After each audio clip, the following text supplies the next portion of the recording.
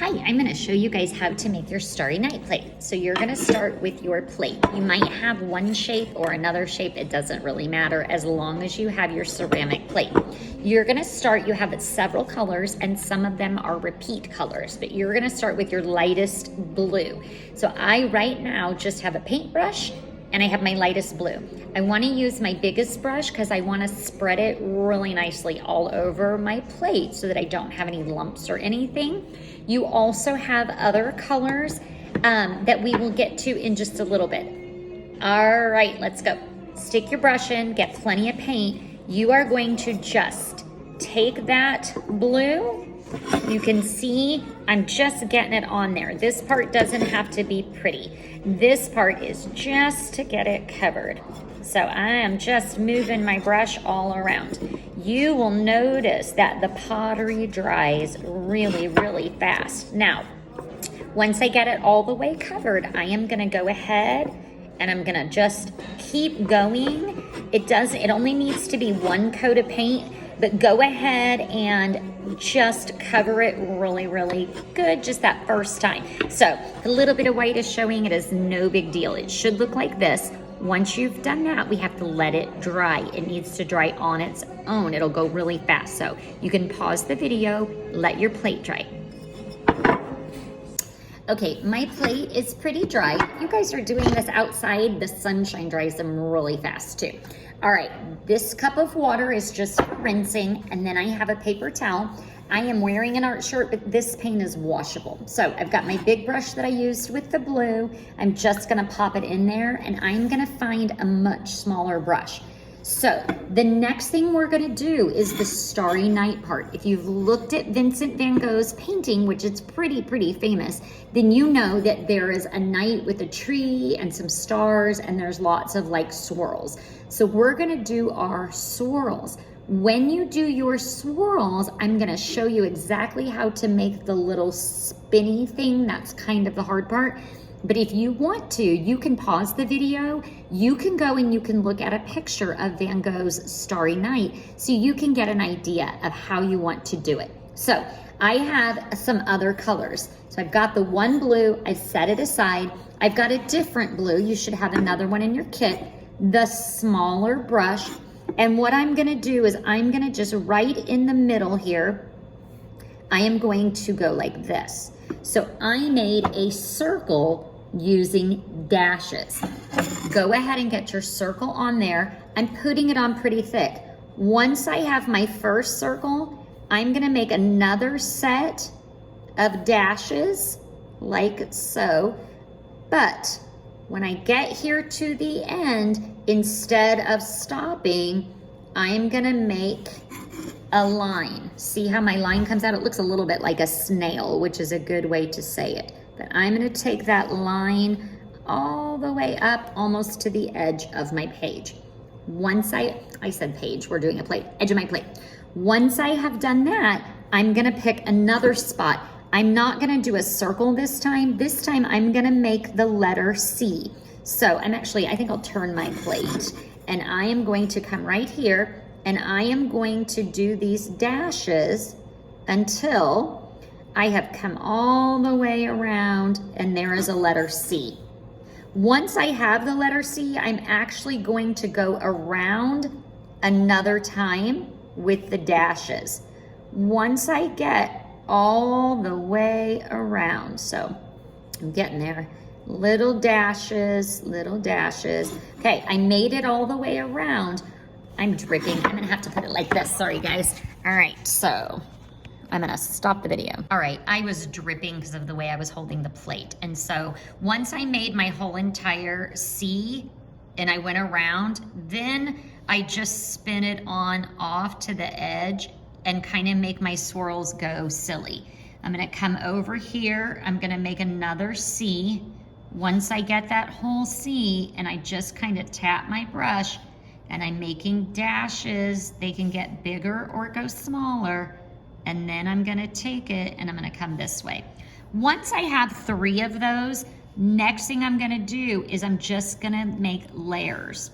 They can touch or they can zigzag. as long as you fill in all of the extra space. See how I got even over there and filled in my space? So make sure as you go that you fill in all of your space. All right, once you have done this, we're gonna switch to another color. And so I have it done. Now, I'm gonna put my brush in the water and I'm gonna rinse it. I'm gonna pause the video so that you can get it dry. If you're outside, just set it in the sun. It will not take very long at all. So we'll be right back when our plates are dry. Okay, you can see my plate. I have all of those done. They're not completely dry, but they are mostly dry. The next step is to pick another color. You can pick any other color that you have, including, this is falling. You can do another blue. I have a darker blue, so I've got 2 different colors of blue. You can do this with yellow. I'm gonna add some yellow. And if you have white, you can do it with white. I can't remember which colors I've picked. So I'm gonna take the next color of blue. I've already washed my brush and I'm gonna get in here and I am just gonna go in some spaces. And so I do basically the same thing, only this time, see how I put a little bit in the middle there? Watch this, a little bit here. I'm using a different color and I'm just gonna begin to fill in spaces. So you don't want a whole lot of space left.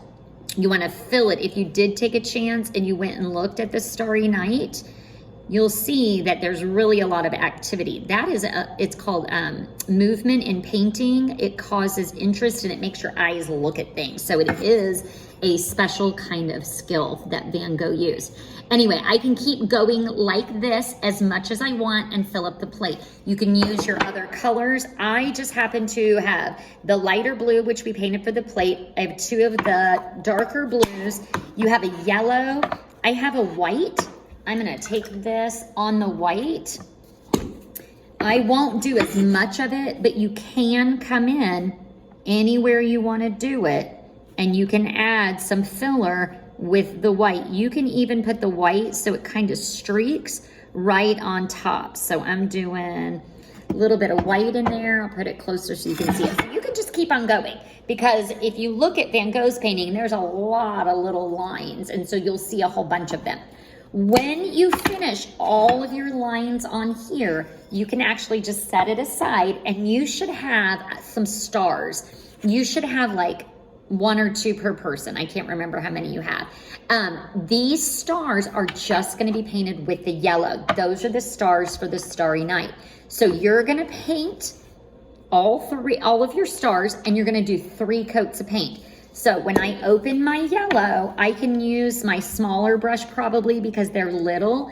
Make sure you get these edges. So when I am painting, I dip in my paint and I actually get in there like this so that I have all that yellow. I don't wanna see any white left on my star. So I'm gonna paint the front of my star and the back of my star. That's gonna help it stick to your plate a little bit better too, because this is gonna go through my kiln. It'll get bright and shiny, and then you're gonna have your Starry Night plate. So make sure you use 3 coats of paint. I'm gonna paint my little star, then I'm gonna paint my big star, and then I'm gonna paint my little star again, and then I'm gonna paint my big star. And I'm gonna do that 3 times, okay? When you're done with your stars, you can start the video again. Okay, I have this star finished. Somewhere at the top, you are going to attach your star. Do it while the paint is still wet so that it will stick. Now, be very careful because when you bring this back to me, if you don't have that paint on there, don't use glue. You can't, oopsie, I just pulled that up.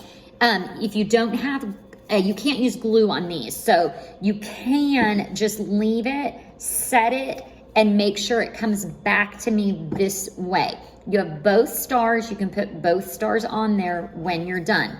I'm gonna hold this because mine is not dry and stuck. Once I have my stars, I'm gonna come, let's see, I'm gonna go up here and I'm gonna make a crescent moon.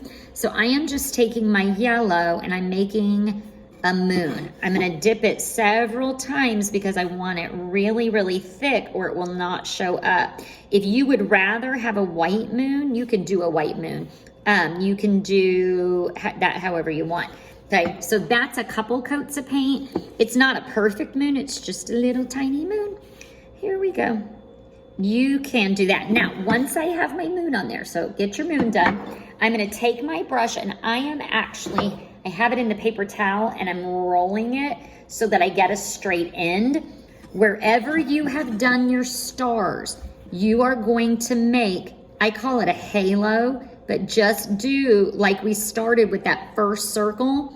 Make your moon and your star have a halo like it's kind of glowing outwards. So I took and I did little tiny dashes in yellow. So that would be get your stars on there, then do the yellow.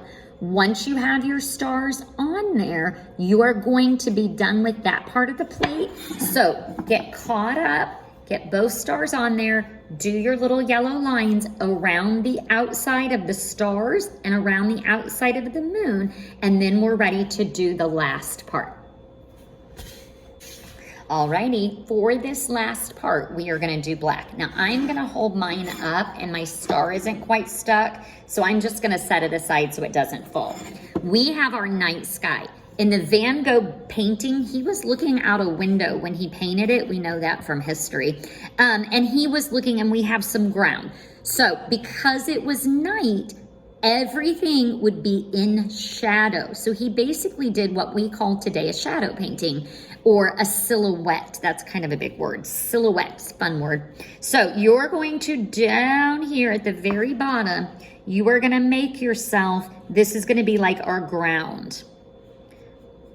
Okay, so I'm gonna fill that in and I'm just using solid black.